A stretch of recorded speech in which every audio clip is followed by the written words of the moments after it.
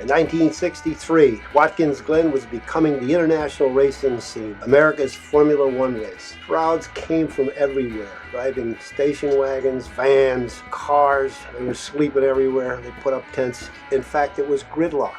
This was part of like the paddock area that turned into be the infield. People would climb trees just to take a better advantage point. Credentials were very loose at that time. It was kind of an open door policy. Anybody could move around. Watkins Glen is a walk around track.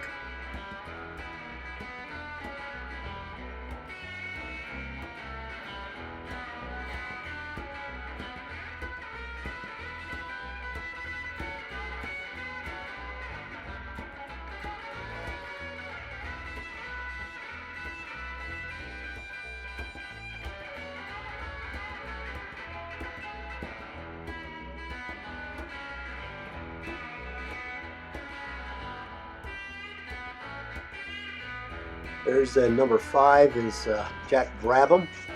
In the Brabham car, Jack built his own cars, went on to win the World Championship years later. A lot of the European teams brought over spare cars so the American drivers could rent them. It was a rent-a-racer program. And what had happened was they brought back some of the cars I think they might have wanted to get rid of or leave here because some of the gearboxes failed, some of the engines failed. But anyway, it was international racing at its best. Guys like Jakob Bonnier, who was later killed in a race somewhere in Europe, Graham Hill, Richie Ginter, United States drivers. We had 7 American drivers, in fact, in this particular race. And Richie did well, but some of the others, their cars failed. A lot of conversation went on during the events with the team owners, the car builders, the managers, in the public and open. There weren't private motorhomes or anything like that. Cars were on full display. You could see the engines. The different teams helped each other to get to the track. Racing was totally different then. Most of the engines were hand cast and hand built. The wheels just started to get into magnesium wheels. You can see the skinny tires. They all had treads on them. Mechanics didn't have uniforms and they walked around in their own clothes.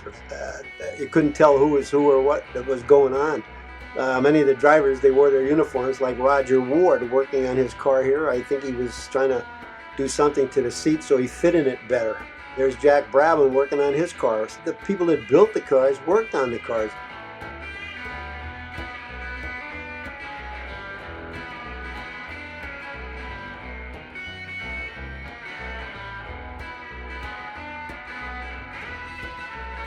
Here's Bruce McLaren in the Cooper Climax getting on the track number 3. Bruce later came on to be the car builder, built the world famous McLarens, winning the Can-Am Championship.